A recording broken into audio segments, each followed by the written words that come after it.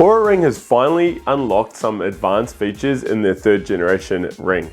This includes daytime heart rate tracking and blood oxygen levels during your sleep. Let's find out how good these features are. Hey guys, Alex here from alexfergus.com. Yes, I have an update on the 3rd generation Oura Ring. So this came out, gosh, it feels like ages ago now. Last year I think it was, and yeah, it was quite a controversial product launch because they announced all these new features, but those features weren't yet available, and you also had to subscribe to a membership to access them.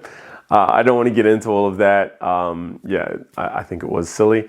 Definitely not going to go down as the best product launch in my opinion. But anyway, fast forward a few months, and yeah, finally these new features have been released or unlocked. Obviously it meant updating the ring with the software update and also the app itself. Now I am going to focus on 2 of these key features in this video. I've been testing them for a week or 2 now, and I've got some interesting little updates in the app that I want to share with you, share my findings, feedback, and hopefully help you make more of an informed decision if you're wanting one of these rings and you've been wanting to see what these new features are like. Hopefully this video will help.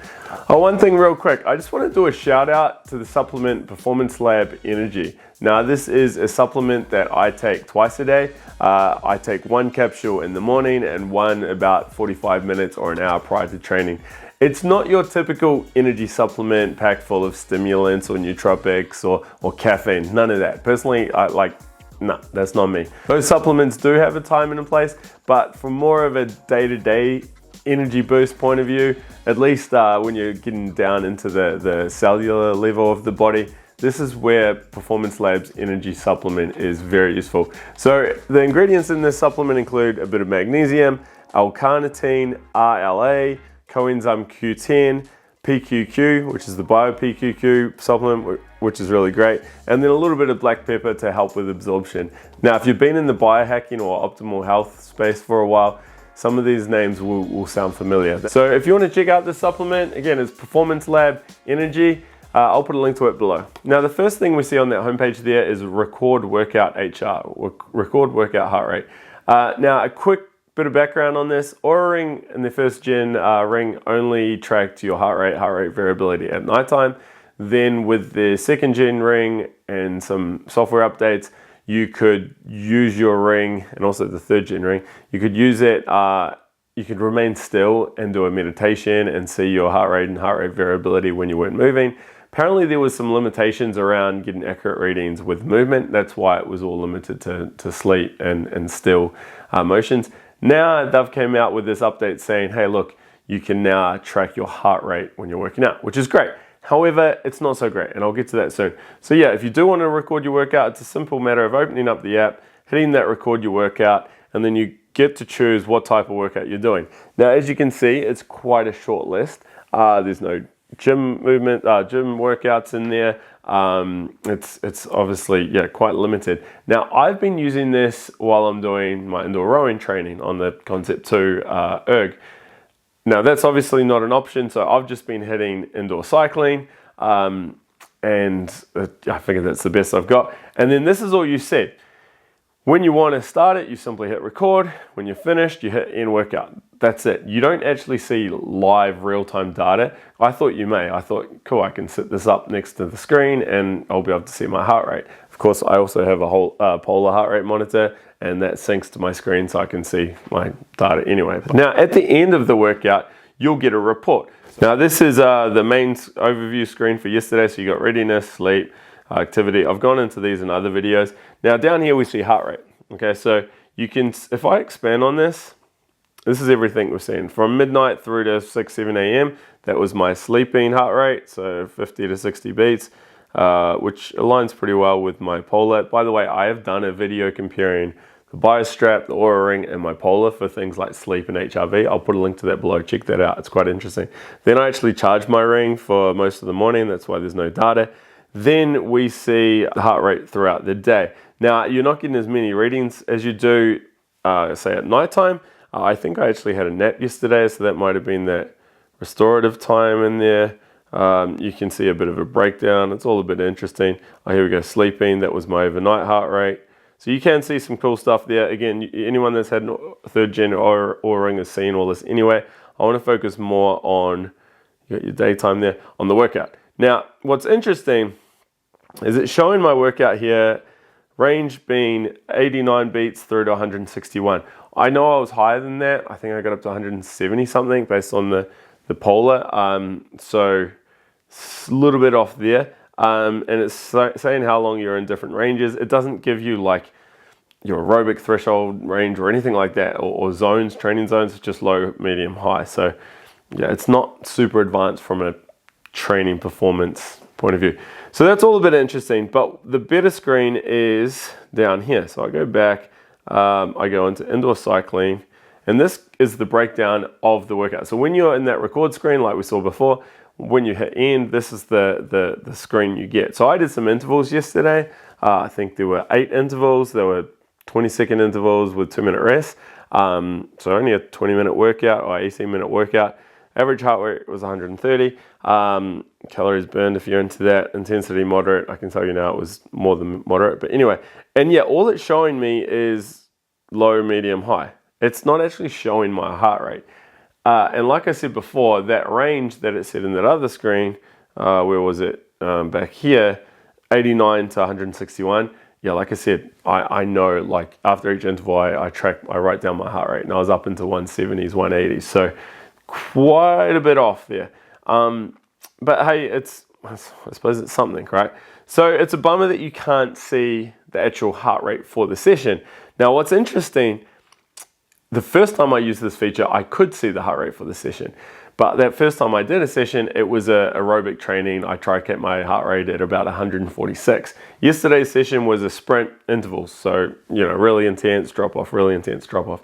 Now, I don't know if the ring just can't detect the heart rate with the rapid movements, like because I'm sprinting quite aggressively on the rown machine, or if it can't detect the heart rate when it gets above a certain intensity, because it may be both. I'm not too sure. So that was yesterday's one. If we go to Thursday, when I did my 30 minutes steady state row, aiming for 146. It's my math workout, aerobic workout. Now this, as you can see in this screen, it's down the bottom we see low, medium, high. You can see it's all around that medium range, which is right. But above that, you can now see your average heart rate, and you can see the heart rate throughout the workout. But what's kind of annoying is you can't scroll across and see, what's going on. You can see the max 152 and the minimum, but I can't actually see, at 5 o'clock, halfway through, I was at 140. So it's okay, but it's not super powerful, right? But the main thing is I can't see this graph in my sprint workouts, which is a bummer. And I also can't see live heart rate data, so I can't sit this up in front of the rowing machine and away I go. Now, what's interesting, I also track these workouts with my polar. So I'm going to go into polar here and see these same sessions. So this was yesterday's workout. This was the one that I said, I saw 170s on my watch, and the one that Oura was saying I only got up to 160. So you can see here the max heart rate was 176, the average was 144, the minimum was 82. I started both of these at the same time. So here we can see average heart rate was 130. Over here, the average heart rate was 144. 18 minutes, 18 minutes. I started and ended them at exactly the same time. But yeah, there's a big difference there. 130 versus 144 average. It's saying my peak, Oura Ring saying my peak was 160, and Polar, which is chest strap, very reliable, was saying my peak was 176. And you can see here, this graph of what's going on with my heart rate. And you can see those intervals clear as day, right? So let's go to that workout on the Thursday where Oura did measure my heart rate for the session. Okay, so here we have the Thursday session with Polar, 30 minutes, average 145, peak 152. So let's go to Oura now. So here in Oura, we can see 30 minutes, average was 140, the max was 152. Go to Polar, 30 minutes, average was 145, so that's 5 beats off, and the max in here was also 152. So the average is the big difference there. I can tell you now that 30-minute row, I started it, and yeah, I was sitting I tried to set at 146, so I'd be surprised if my average was 140. It just looks like the Oura Ring was just real slow to get up to speed in the first minute or two there, so I'm not too sure what was happening there. If we look at the polar data, yeah, it was, I guess it was quite slow, but you can see it's quite consistent around that 146 mark.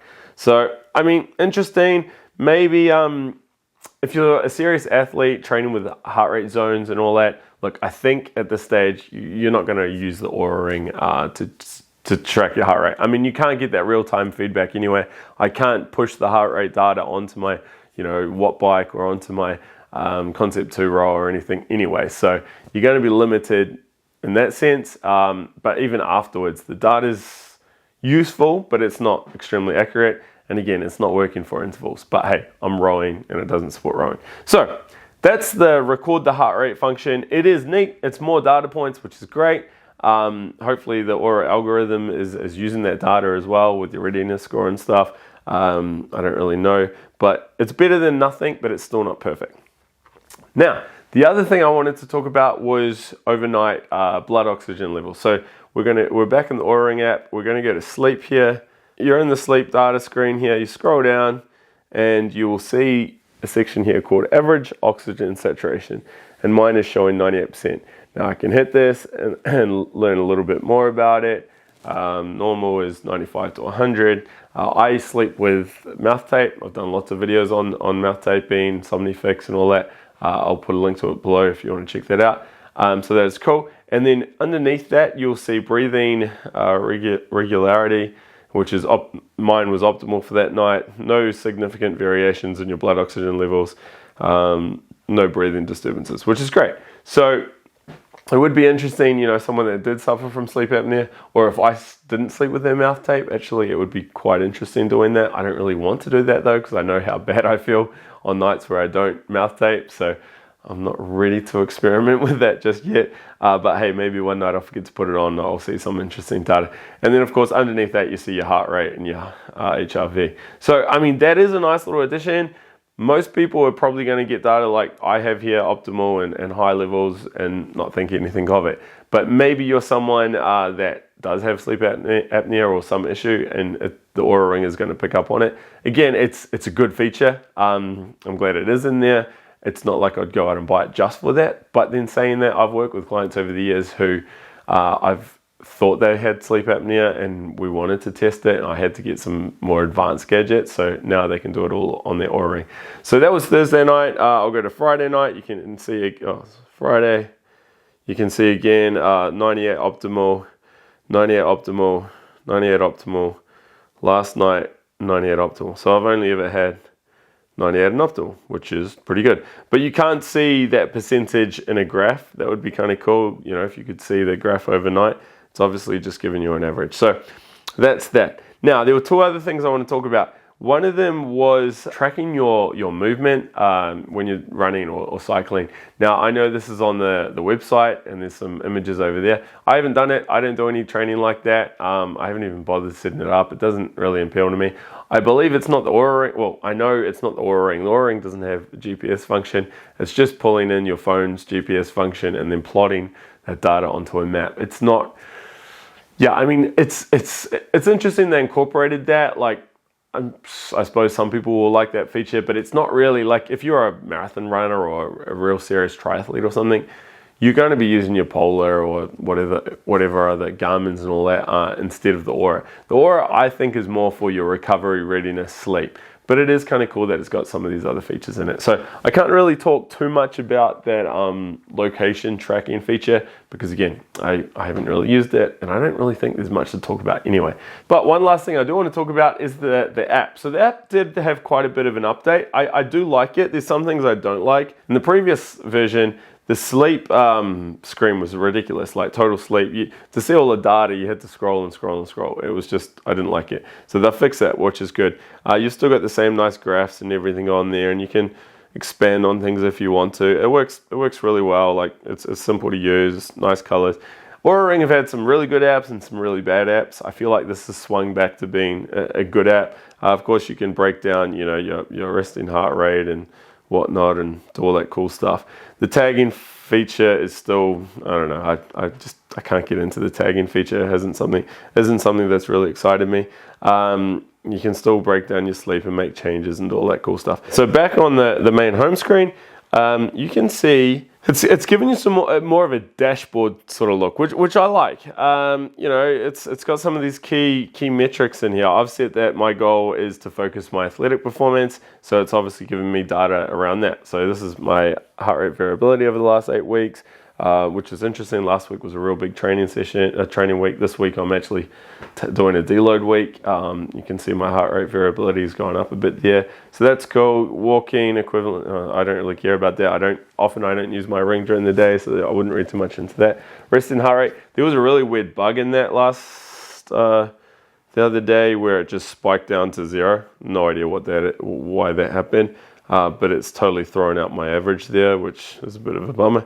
And then you've got your readiness and your sleep and a bit of a promo there. I noticed this when I updated the app, and it's called Your Ouraview is here. Now you can see it on the screen here, Monday the 1st of August. What was your total number of cat naps? Find out with this fun, look back for the last 3 months, share the stats with your friends. And then you've also got the monthly report. So let's go into this. Now, I thought it was really cool, but I'm a little bit puzzled because it took me so long to find this, and the only way I found it is to scroll back in time.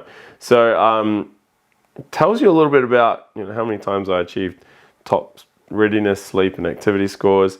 At my usual bedtime, you can see over the last 3 months, it was averaging just before 11 o'clock.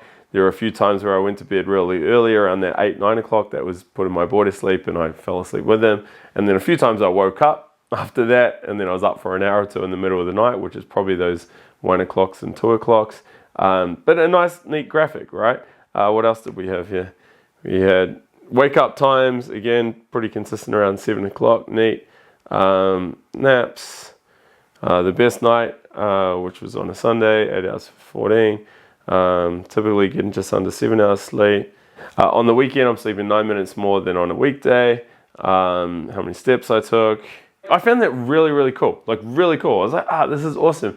Now, anyone that's been following my work would know that I wanted to see more of this stuff like years ago in the very first generation Oura Ring.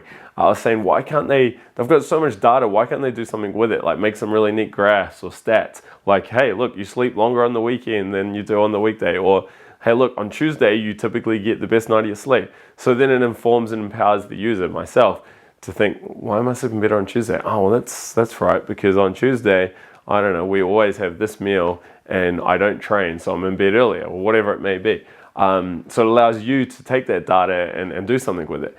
And I've like, you can go back and look at my historic Gen 1 Oura Ring review, calling out for stuff like this.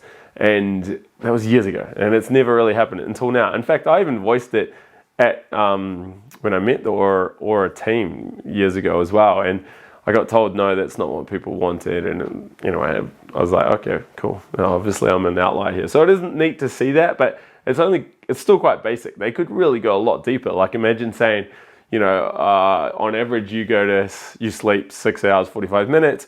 People in New Zealand on average sleep 6 hours, 50 minutes. So you're below average, but people worldwide sleep 7 hours, so or people worldwide sleep 6 hours, so you're above average from a worldwide point of view. Just neat stats like that, and it engages the user a bit more, and to see those cool things and be like, oh, I want to see how I change, or maybe stats like on days you do more than 10,000 steps, your deep sleep is higher, or just correlations, to allow us to learn more about our body. And the other thing here was the monthly report. So you can go into here and see some nicely laid out graphs for the month just been. Again, all this stuff's accessible in the trend screen, but a lot of people probably aren't going into it. And I know I actually don't really go into trends much anymore. So it is nice to get all this data in one place. But like I said, it took me a long time to find this data. It wasn't in any of the menus. I understand the monthly report only comes out each month, but the Ouraview data, I don't quite get that. I don't know if that's the monthly or 3 monthly thing as well. But But it would be cool to be able to access that, you know, pull it up whenever you wanted. But those are some of the new features in the Oura Ring app. Obviously the ring itself hasn't changed. I still wear mine most days. By the way, you can see a lot of scratching on the bottom there. Yeah, a lot of scratching there. I mean, I've talked about this in the past, but I just thought I'd give an update. I use this sometimes when I'm doing lifts. I don't care if it gets scratched, but that's what it looks like. So yeah, that's the new app with some of the new features in it. Heart rate tracking for activity. I'm using it for rowing. It's not set up for rowing yet. It worked well when I was doing low intensity stuff, didn't with high intensity intervals. Haven't tried location tracking with my sports, and I do like that they have finally packaged up some of this data and presented it with the Ouraview and the monthly report. I think that's a good move. Anyway, if you've got any questions, leave them below. If there's something I've missed and you've picked up on it, please let me know as well. By the way, a few people have been asking about the circular ring, when I'll be reviewing that. As soon as I get it, I've sent off my size, just waiting for it to turn up. I'll be doing an unboxing, first impressions, and then a deep dive review after I've had it for a few weeks as well. So be sure to subscribe to check them out. All right guys, I'll talk to you later. Bye.